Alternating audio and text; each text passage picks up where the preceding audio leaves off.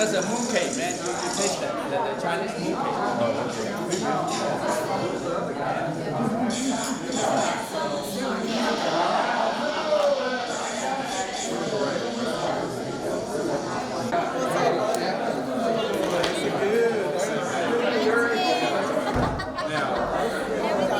Everything's great. You're here. So then everything's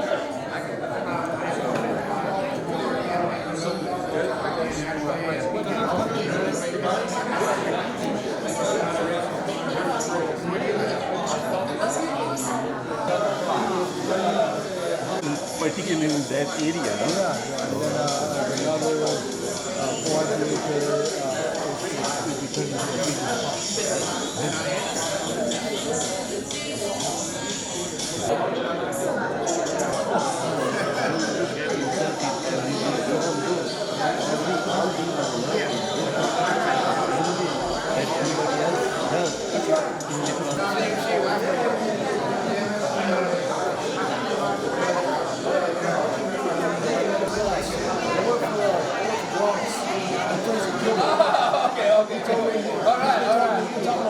Okay.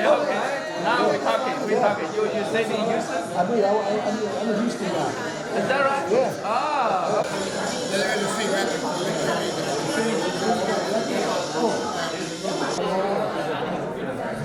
Ladies and gentlemen, welcome to Houston White House. Mr. Glenn Gando and I host this special kickoff party. You know, this is such an important party in our life because we know Jim Nowhere more than a quarter century ago. So today, he will make an announcement. He's going to become a U.S. Congressman. We're so glad to hear about this. Ladies and gentlemen, I think two things very important when you're running for public office. Number one is the vote. Number two is the money. So we really appreciate all of you could be open your checkbook to support Jim Nowhere. Glenn, is that right? That's right. I think we as Asian American or this member of this community, we are so proud today. We come from all over the world. You look at it. But we love this country because this is the country we have such an opportunity living in the White House. So today, this message is very clear.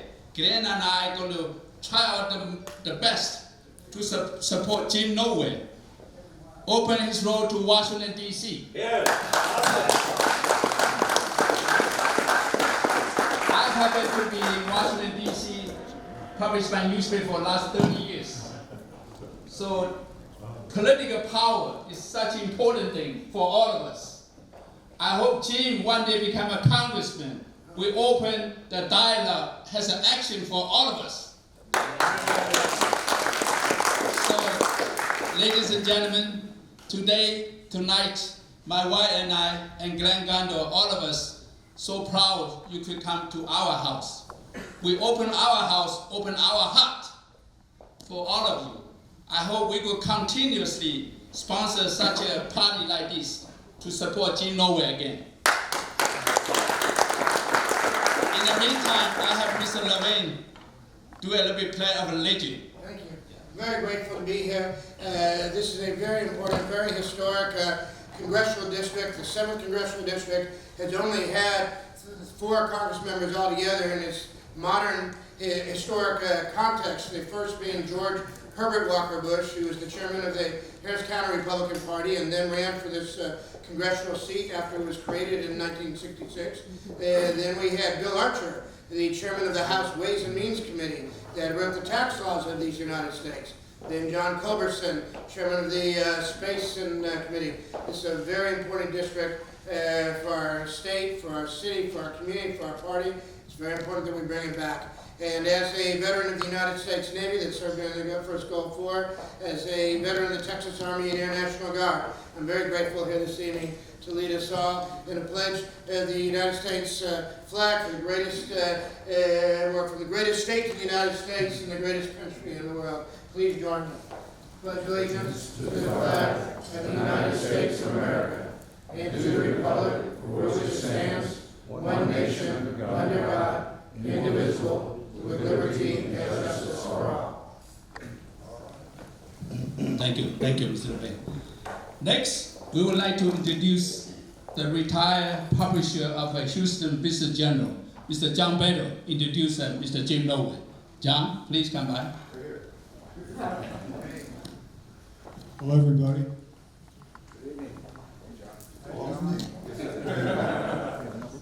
I'll tell you, it's always good to have great reasons on why you support somebody, right? I mean, there's the good looks and all that. But there's a lot of things I like about Jim Nowhere, and maybe there's a few things I can talk about in the next few minutes I have you may not know about, you may not have thought about. So maybe from what I say here tonight might give you some reasons to tell your friends on why Jim Nowhere is the guy for District 7. Okay? Now, I would say the first thing that caught my attention with Jim was I met him when he was looking for a place to talk about the city debt. And so I said, I mean, what was I was just publishing in a business journal. I didn't know anything about what the city debt situation was like. But he set me straight pretty quick. And we decided, you know, if we know so little about the city debt, we need to be telling other people about it. So we commissioned Jim to write a 13 article series, which you all can read, by the way. You go to bizjournals.com/Houston in the search box, you type in Jim Nowhere, and it'll take you right to it. I think, but you may have to be a paid subscriber to get all 13 articles, but you at least get 5 or 6 of them for free. And I got to tell you, it's shocking, and a lot of the same things he talked about then are still going on to this very day. And the great thing about these articles that Jim wrote, you get to see the inside of an entrepreneur's mind, because that's what you'll see. That's what those words, those adjectives, those adverbs, those nouns, and most important, the numbers show you the inner workings of the mind of a brilliant entrepreneur and capitalist. Well, let me talk to you about entrepreneurship and capitalism. I'm going to need my glasses here for a minute. Trouble, you get old, 71 years old. Sometimes the eyeballs don't work like they should. So, excuse me, please. So, let me just say, the thing about Jim, and you won't find this among a lot of other politicians that I know of, but you ask Jim about what he believes in, is he's pro-capitalism. He's pro-entrepreneurship. He is pro-free enterprise. And that's how you build a community. That's how you build a congressional district. That's how you build a state. And that's how you build a country. By not giving breaks and tax breaks to entrepreneurs, I mean, it's every now and then it's good to give them a tax break, I guess. You give it to everybody else, right? But the fact is, entrepreneurs, a pure entrepreneur, and I learned this at the Business Journal, especially when we started the company, because everybody, if we would have done a focus group when we started these business journals and asked business people what they thought about our idea, they would say, don't do it. But we did anyway. But the thing about Jim and his pro-capitalism and pro-entrepreneurship mindset is you don't find that in too many other politicians. And what entrepreneurship and capitalism does is it frees the economy. It frees the people who make the economy. And it allows them to grow, allows them to take their ideas and harvest them and hire other people. And that's one of the things I like about Jim, is he's for all of that. And you won't find, especially the person they'll be running against, you won't find that with his opponent, because they'll say they're pro-business. Now, when a politician says they're pro-business, that does not mean they're pro-entrepreneurship, free enterprise, and pro-capitalism. That means that they're for giving tax breaks government funding, government support, government legislation that will positively affect some of the business people that are supporting the candidacy. And you look at two of the most famous businesses in Houston, Houston Texans, Houston Astros. Taxpayer paid for all that, okay? Taxpayer paid for all that. So this just gives you an example. By the way, I love the Texans, I love the Astros. But it would have been nice if they could have found, sold stock in their franchises to fund the stadiums, as opposed to hoodwinking tourists that come here to pay a little extra for their car rentals and their hotel rooms. Okay, let's see if I got one more thing here. Let's see.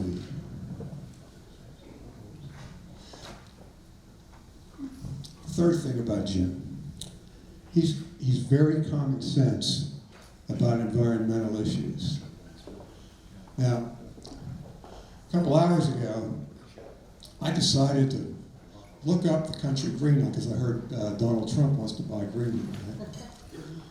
And I wanted to find out why Greenland is called Greenland, because it's solid ice. Well, it wasn't always like that. Back in the days of the Vikings, not the Minnesota Vikings, almost won the Super Bowl a couple of years ago. These were real Vikings. And they were able to grow crops in southern Greenland. It was warm enough to do that. Now, were there any smokestacks belching, billowing smoke or carbon dioxide in the atmosphere to warm up the earth? No. I guess God did that.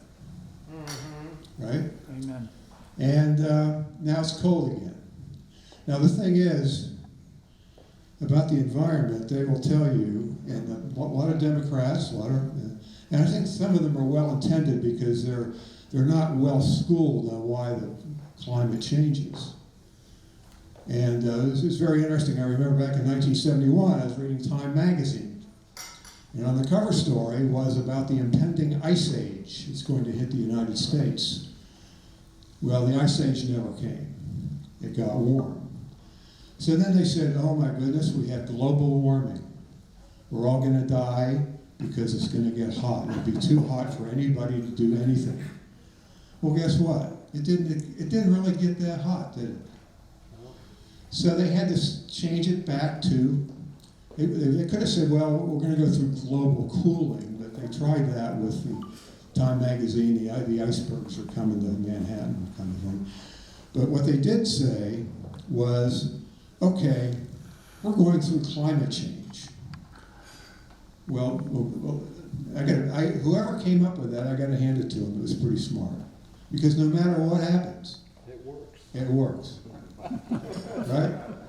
If tomorrow's 1 degree cooler than it is today, oh my goodness, it's climate change.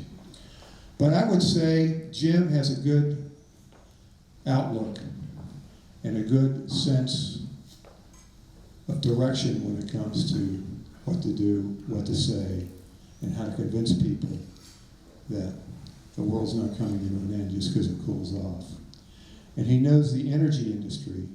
Can you imagine, when I moved to Pittsburgh, after I lived here in Houston for a while, and Carter was president, so we moved to Pittsburgh to run a business journal there, and I had a 13% mortgage when I moved to Pittsburgh. And one of the reasons for that was that every 6 weeks, OPEC would meet to decide how much they're going to charge the United States for oil. Remember all that? And I remember gas lines, odd even license plates. If you had an odd license plate, you couldn't get your gasoline on an odd number day. You had to wait. And you had fist fights, and you had a lot worse things going on. But now we are the world's largest supplier of energy anywhere. And Jim knows, and a lot of politicians say, well, it's polluting the earth. Well, we breathe in oxygen and we breathe out carbon dioxide, right? Where's that all go? Those trees, those beautiful trees out in your backyard, they make oxygen and shoot it all back. Now, do you think that's coincidental? that we make our own oxygen. We breathe out carbon dioxide and it brings in oxygen. I think God has a hand in that. Here, here. Amen. I mean, who else could think that up? Could you? You're pretty smart. Do you think Wade Lee woke up one day and says, I got it, I'm going to take my carbon dioxide and I'm going to throw it at the plants and see how much oxygen? No, of course not. But Jim knows about the energy business. And he knows the energy is this country's salvation. It's our highway for growth. And it's our end-all, be-all for us to be a very prosperous. I guess that's my hint to get off the stage. So let's all hear it for the top capitalist and entrepreneurs in Houston, running for wherever over there. He's running for Congress. Let's hear it for Jim Nowhere.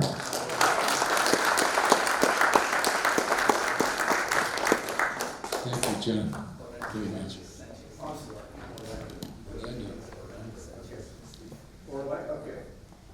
I screwed up. My buddy, Orlando Sanchez. We go back a long way. And we're going to go a lot further this time around, right, Orlando? John and I used to have hair when we started this business. Thank you, John. Thank you, Mr. and Mrs. Lee, for opening up your beautiful house. I would be remiss if I didn't tell you what I'm doing. I'm running for city controller of the city of Houston. So I was happy in Montana, enjoying the cool weather. It's 78 degrees today. I was fishing in the Yellowstone River, and I had a few friends call and say the city is in bad shape. Will you come back? I said, sure, be happy to. I'm an immigrant. Immigrated here in 1962 from a communist country after the Cuban Revolution. Unfortunately, we had nowhere to go except we became refugees in Caracas, Venezuela. Another bastion of capitalism, another country that has taken tremendous wealth and turned it into a broke third world country.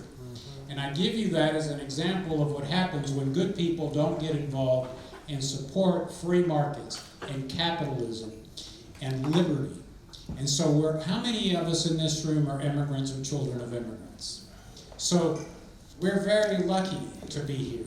We're very lucky to live in a country that once we get those naturalization papers, we're no longer a green card holder. We are an American. And that's the difference between the Democratic Party and the Republican Party.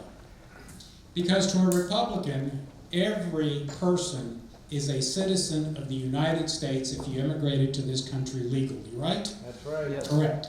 And so we're all Americans. Yes, we're proud of, if we're Japanese, we love our sushi. If we're Cuban, we love our black beans and rice, If we're from the Middle East, we love our Mediterranean food. But we're all Americans.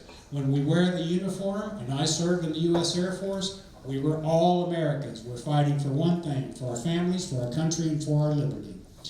And so I met Jim a long time ago when he developed an interest in Cuban food.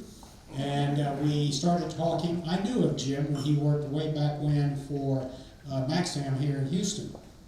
But I found him to be an intriguing, intelligent, and most of all, an inquisitive person that loves to listen. Now here's the problem. The 7th Congressional District has always been held by a Republican. It is a Republican district. And what happened to us last time? The Republican Party is in trouble. I'm sorry to say that, Gail, but you know that as well as I do. The stalwarts of the party are aging, and the young people are not coming to our party. The Asian community is not coming to our party. Certainly, the Latino community is not coming to our party. And everybody in this room, if you love capitalism, if you love liberty, if you love small government, then we've got to figure out how to encourage the Asians, the Latinos, the African Americans, and I don't like to use those terms. Why? Those are Democrat terms. See, they like to divide us. Yes. Because we're all Americans. Yes. But the fact of the matter is that we don't have enough Asians in the Republican Party, and that's where they should be.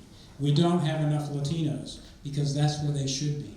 And we certainly don't have enough African Americans. I tell everybody, and Republicans are bad about this, the Republican Party was founded for one reason, and one reason only, for the abolition of slavery in the United States. And when the Supreme Court of the United States, in a famous decision called Plessy versus Ferguson, that made separate but equal the law of the land, there was only one dissent. One justice of 9 dissented. It was a Republican. Somebody ought to read that. And when in 1964 and 1965, the civil rights legislation was having trouble because the Democrats were trying to kill it in the House of Representatives, a larger percentage of Republicans saved the Civil Rights Act of 1964 and 1965. And it was President Bush who signed the legislation that made all these curb cuts so people with disabilities would have access to the same things you and I have. And when Eisenhower was president, he sent the National Guard in to Arkansas to make sure that the schools were integrated. All that was done by Republicans. And today, the first thing the Democrats do is call us racist, and what do we do as Republicans? We put our head down and we walk away. And we have to fight, folks, because we're fighting for our families, we're fighting for liberty, we're fighting for justice, we're fighting for free markets.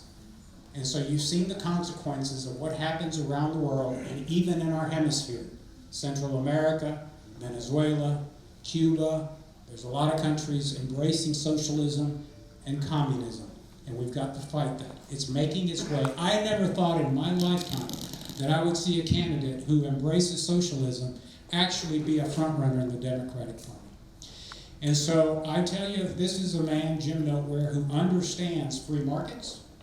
He's a man that understands the importance of liberty, understands the importance of limited government, and I sure hope that you guys all roll up your sleeves and work for him, because as Mr. Lee said, money is the vehicle that gets candidates elected. So God bless you. Thank you all for coming, and viva Mr. Nowhere.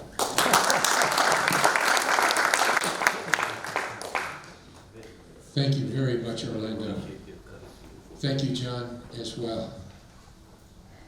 I don't know what to say, except we're all capitalists here, and we're all Americans here. And I am so delighted to have everyone here. It means so much to me. Way and Catherine, thank you much for opening your home. I can't tell you how grateful I am for the many years of trust you've placed in me and our friendship and our long-term business relationships. I'm running for Congress to change Washington.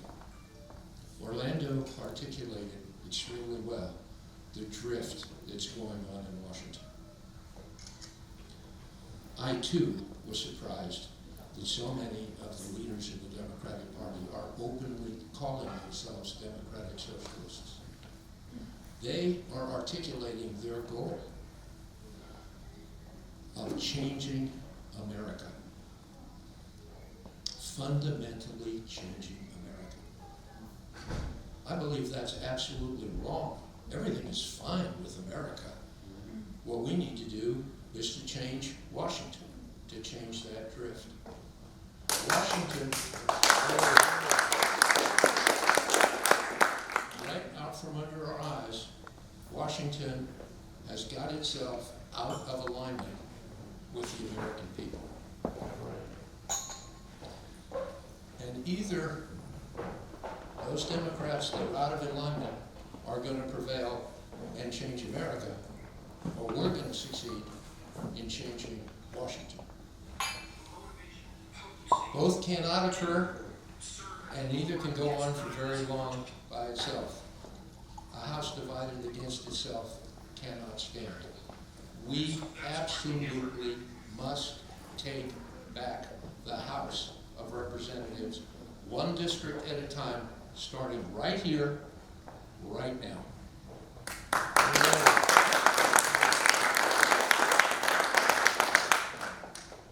Many of us know and understand capitalism. It's what's created the wealth.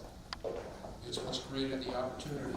And frankly, it's what's created the philanthropy that allows so much of other social progress to occur. In business, we know we have customers that generate revenue and create wealth. We also have owners who put up capital and take risk. Many people that believe the government should not be subjected to that same discipline. I happen to disagree with that too. Government has customers, they're called constituents. Government also has owners, they're called taxpayers. But when you think about it, those two are really one and the same. It should be much easier to run a government enterprise than a capitalist enterprise. But government has failed in just about every term. Government cannot feed itself. Government cannot clothe itself. Government cannot even bathe itself when it makes a mess. They come back to us every time. So, and if, when they fail, if in the private sector, when you fail, you go away. In the government side, when you fail, things just keep getting bigger and you ask for more. So every time things fail, government gets bigger.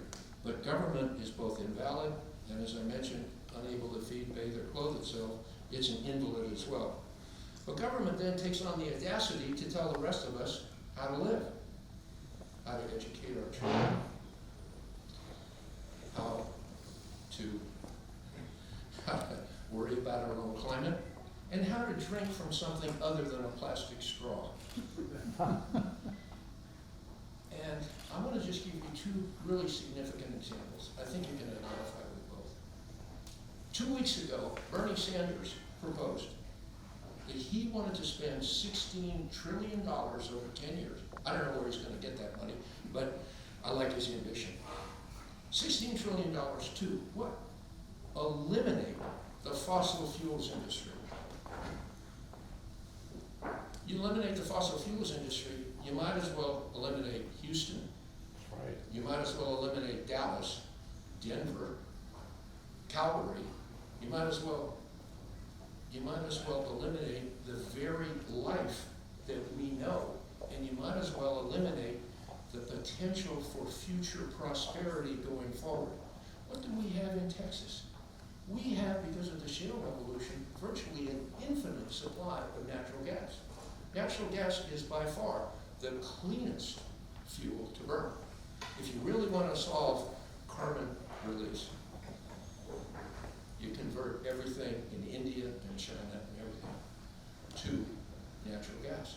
Interesting article in the Chronicle this morning that said exactly that. President Trump is pushing export of natural gas very aggressively. Only thing I would say to that is you heard it here first. Well, this must be Mr. Trump right now.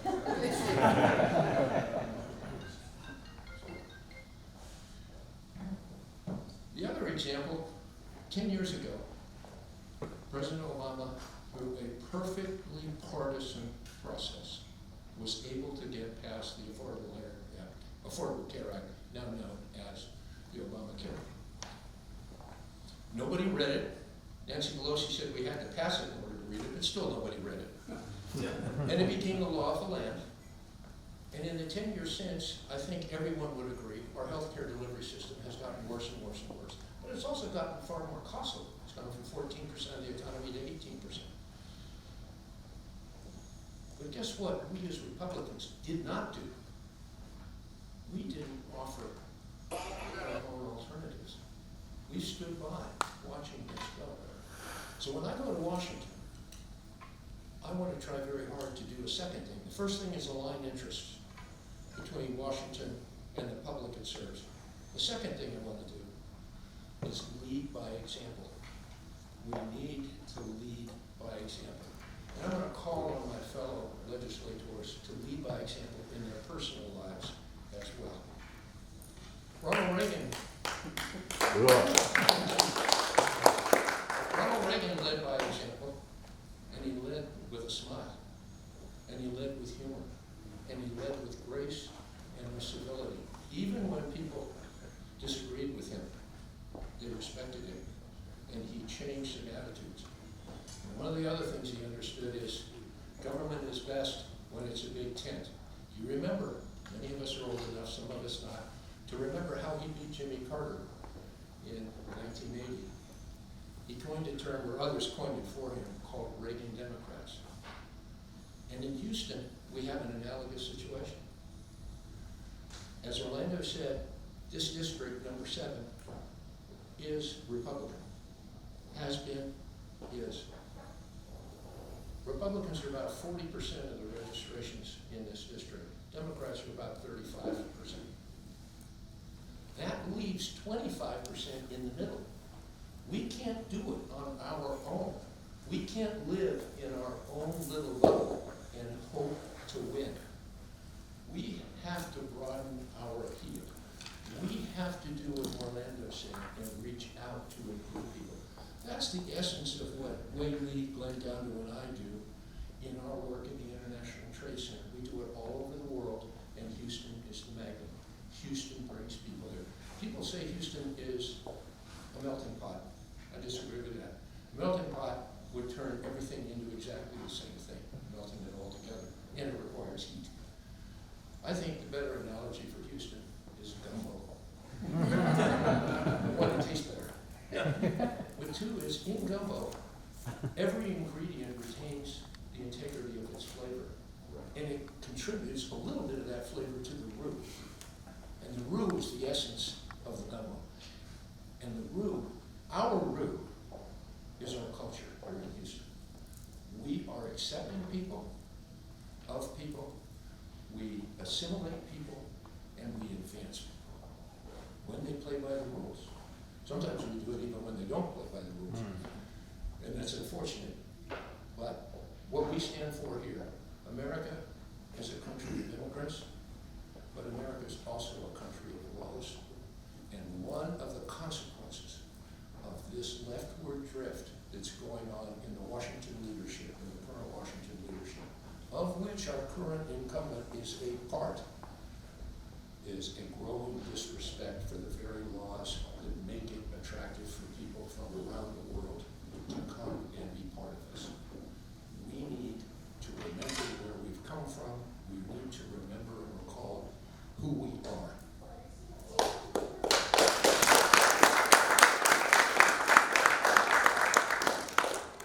It was doubly important for me to listen to Orlando tonight, because Orlando is about to embark on a very critical mission.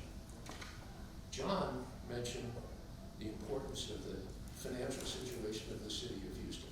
It is a disaster beyond belief. We educated people back in 14, 15, and 16 about what's going on. We need to do a tremendous amount more. We have corruption in this city, and what we need is regime change. But when we have that regime change, or especially if we're not successful in getting that regime change, we need someone with backbone and intelligence and relationships and vision to hold government accountable. And we need that big time in Houston, and we need it big time in Washington. So the third part of my campaign is holding government accountable. Number 1, align interests. Number 2, lead by example. And number 3, hold people accountable. Let me just give you one example. Full disclosure, and I see my friend Gene Johnston there. During Harvey, we flooded. My family flooded. And so did everybody else in our 66 home gated community. We all had to be rescued out of the 2nd floor by a boat. But what's happened in the 2 years since Harvey? Not much.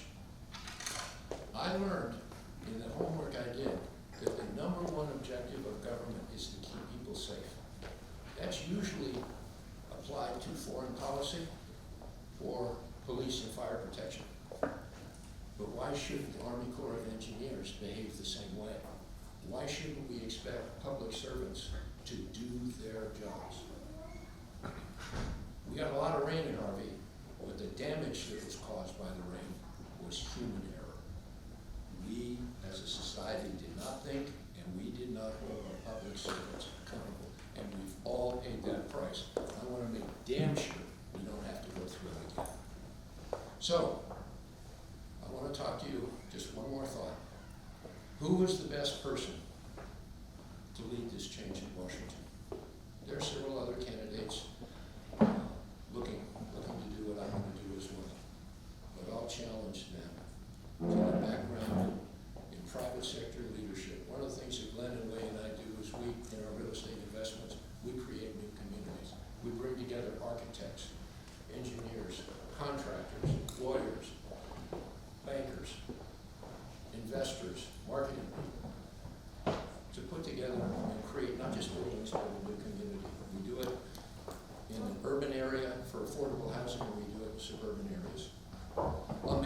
just imagine this radical thought. If we were to take that same approach and break government agencies out of their silos and ask them to work together for the greater good, imagine what could happen. Imagine if we got the Texas Department of Environmental Quality, imagine if we got the Harris County Flood Control District, the Army Corps of Engineers, Harris thought the city's Public Works Department, and a few others in some of the constituents, and put everybody in a room. And we said, we're not coming out until we have a good solution. A bold solution that's practical, that does a simple thing, takes water from the northwest part of the county, lets it go downstream through the city limits of Houston and ultimately into the bay, and uses a simple concept called gravity. This isn't rocket science, ladies and gentlemen, my friends. This is called leadership. Let's bring people together for leadership, much like we do in the International Trade Center, much like we do everywhere else. So I want to leave you with just a couple of thoughts. First, the stakes are very high this year. If we don't retake the House, I think you can kiss goodbye for the future, as long as we can see anything called a balanced budget, anything to have your own doctor and insurance company, anything like that. The second thing that's very much at stake is the presidency. If we don't have President Trump reelected, you may or may not like President Trump, but I guarantee you, he's a hell of a lot better than any alternative that's going to be on the horizon. Good. That's right. Good. If we don't get President Trump reelected, you might as well kiss away the opportunity of ever having a Republican or a conservative president ever again. That's right. Texas is the last thing in the Electoral College. And oh, by the way, if we don't have a Republican president, you don't have any more Supreme Court justices. Oh, thank you. You don't have any more Supreme Court justices like Neil Gorsuch or Brett Kavanaugh or even Samuel Alito or even Clarence Thomas. You might as well give away the law that we come so dear to hold. Right. And we have a third challenge, and that is we have to work for our brethren in the State House. Because if they don't hold on to their slipping lead that is now razor thin, come the 2020 census, the bad guys are going to gerrymander us out of existence. And it will take at least 10 years and favorable conditions to get this back. You go right down this list of things. We have a tremendous amount at stake. So I'm here. I'm here because I believe in this cause. I'm here because I believe in our relationships, and I believe in the potential to do the right thing. The people that are trying to change America are out of sync with the rest of Americans. America itself is doing fine, and we need to remind ourselves of that every day. But I can't do this by myself. I need your help. We need each other's help. We are all working together as individuals, through our institutions, through our families, through our churches, through every other way that we can do. I call on you to help us. I need your vote. I'm asking for your vote, and I'm going to keep asking for it, and I'm going to keep asking for the votes of everybody I see in me. Secondly, I need new relationships. I know a lot of people, but there are a lot of people I still don't know. Please help spread the word and widen the pyramid of our demographic and voting base. And third, we need money. A bargain basement budget for this campaign, bargain basement, is $1 million. My opponent, Lizzie Fletcher, has $6 million in the bank already. Guess where it's coming from? It is not coming from River Oaks. No, that's right. It is coming from Special Interest Washington. So we need your help. And if I call you and I call your friends, I'll apologize up front right now, but I'm going to be asking you for money, because money helps. The Democrats have an interesting term for it. They call it Emily. Early money is like yeast. Early money grows. So, I thank everybody for being here. I will turn you over to the Texans later this evening, but we're going to have a better year than the Texans. So thank you very much for being here. Again, Catherine, Wayne, thank you for everything. And I look forward to seeing you out there in the real world as well as on the campaign trail. It's a delight to have you here, all of my friends.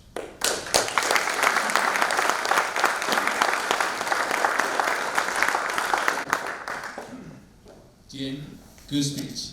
Let's have a little bit question and answer. Probably we have some question from audience want to ask you. I'm happy to answer questions, and I'm happy to stay here all evening if you'd like. Other than talking about my wife, my family, my 4 adult children, this is my favorite subject. Oh, I meant my real estate projects as well. This is my favorite subject. So I'm happy to stay. We can have questions here today, or right now. I don't want anybody to think that we're going to keep anybody unduly. We promise to get you out of here. But I'd be delighted to interchange with you in any way that we possibly can, either here or just privately. We have Mr. Harrison. He's a president of Chinese Chamber of Commerce. He need to say a few. Okay, Harry. Okay. Represent the Asian community. Okay. Yeah.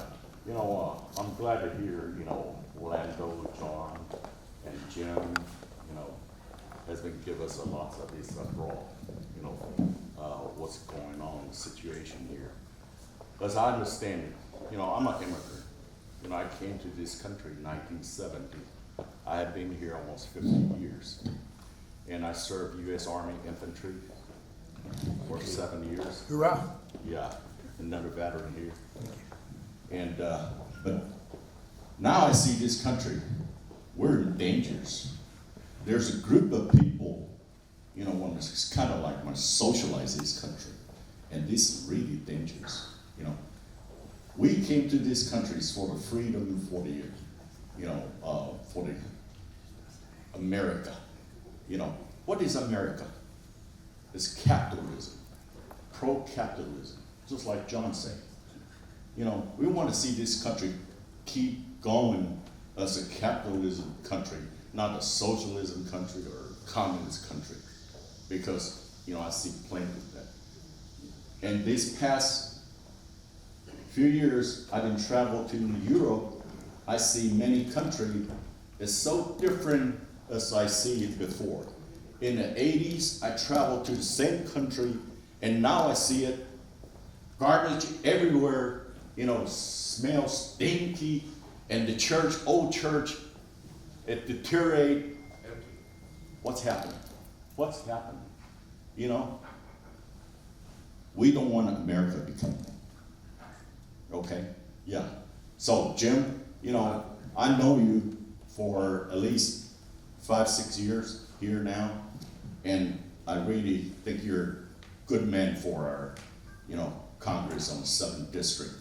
And, you know, we trust you, and we trust your ability, and I trust your ideal, and I like your ideal.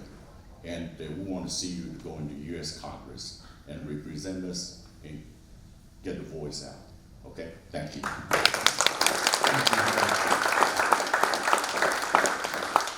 Guthrie? My question is about the restoration of the Constitution of the United States. For instance, the National Firearms Act of 1934 is blatantly repugnant to the Constitution of the United States, but yet I never hear anyone talk about it. And that has killed more people than any other single law ever passed by Congress. Your thoughts, James Nowhere? My thoughts are, I'm a big believer in the Second Amendment. If I thought we needed more laws of whatever kind, I would be happy. When I first moved to Houston from New York in 1993, we had in our district where my wife and I still live, we had a state representative named Beverly Woolen. And Beverly was very hospitable to our family and everything else. She was a wonderful person. Our daughter, who's now 35, was interested in becoming a page or an intern for her. And I said, Beverly, what are your legislative priorities? And she said, I want to undo, not do. I want to undo. And I can never forget, taking that theory, I never forget the Democratic National Convention in the year 2000 that was held in Los Angeles. And Vice President Gore was nominated, and that was when he went against President Bush, et cetera, et cetera. But I'll never forget his acceptance speech. He said, "We must make hate crimes illegal." I thought to myself, a crime? It's already illegal.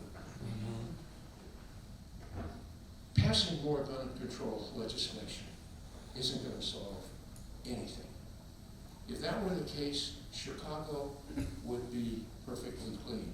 Washington, D.C. would be perfectly clean. Baltimore would be perfectly clean. Okay? And if I thought passing more laws was going to do anything, but you can't pass laws that don't reflect the public sentiment and public interest. Government simply doesn't have the resources to force its will like that. Part of what makes the country so great is the laws are respected up and down. And I think what Harry said, several other people were watching the beginning of the erosion of all of that. So my point is, and I don't know the particulars of the law you just mentioned, Doc, but we're going to be steadfast in holding what we absolutely have as a Second Amendment. So thank you. My own thought is I'd like to be on foreign affairs. I think we have tremendous both risks abroad and we have tremendous risks at home. And so I think I'm a citizen of the world. That's why I enjoy being part of the International Trade Center with Ray Lee. That's why I like living in Houston. I used to tell my children, would you like to go out and see the world? And they said, oh yeah, Daddy, let's go. I said, no, stay here. The world's coming to Houston. And they have and they do. And I see my friend Tariq here from Pakistan. I mean, we're literally from all over the place.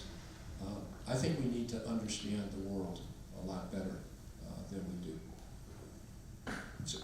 He spoke the very truth about Republican Party right now, that the African Americans, the Latinos, the Asians, they are getting away from Republican Party. So if you get elected and you know the reason why it's happening, how you will try to mend these issues and problems that people, they love the Republican Party, but they got away because of something not coming out of White House, which is not, these people, they don't feel comfortable with the language. And a lot of people, I have a lot of friends who are Republican, but this time I talk to them, they say, no, we are going to vote Democrat. So do you have any vision once you get elected that you can mend these issues and problems, and all those people, they love the Republicans, they love the capitalism, they can come back to the Republican Party? Here's the way I like to attack it, Tariq, and it's a really good question, very good question. You know, people talk a lot about love. The opposite of love is not hate. The opposite of love is indifference. Right. And that's what the Republican Party has done with people that don't look like me. They're indifferent. They're not racist, they're just indifferent. And they basically say you can go on and do what you do. But what causes people to come together is somebody has to reach out. Somebody has to say, I'm your friend, I want to be your friend. That's what we do institutionally at the International Trade Center, and that's what we do together. But I think the Republican Party has made a huge mistake with that indifference. Huge, and we're paying huge prices. We're paying direct price, and we're paying opportunity cost price. We should have majorities everywhere. We should be on the front of the immigration wave that's coming to Texas. But no, we're on the backside of that. Okay? We just need to get out of our own bubble and do more things like we're doing tonight. Again and again and again. The marketing guys tell me you need to make an impression 7 times before somebody remembers it. I'd like to think it was only 2 or 3, but if it is 7 times, then I must invite you to lunch 7 times. And it's all got to be Pakistani food. You know, I have a very important community leader from Chinese community, Dr. Fang. I want you to say a few words.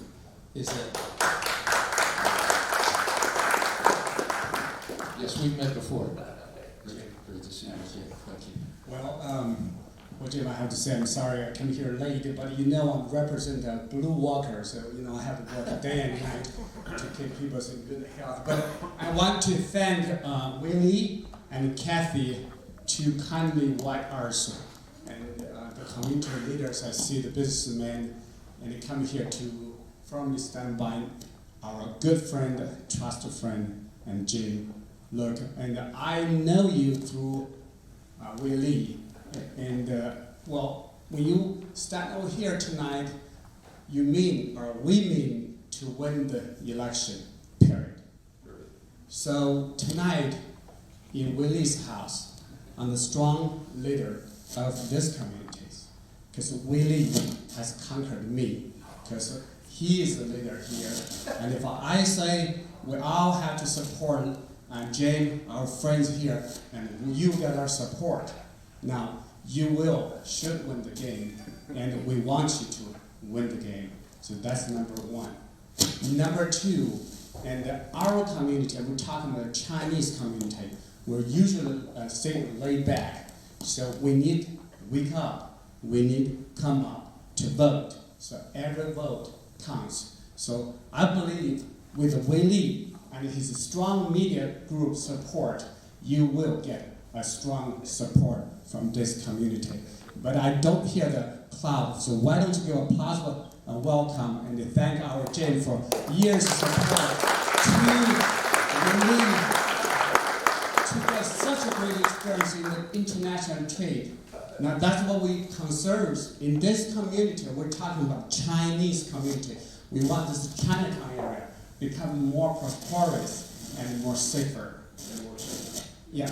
Now, I believe with your so many years of experience in the international trade and business, and with your great personality, and with your great support coming from the friends, all areas, and you can win the game. But I have little concerns.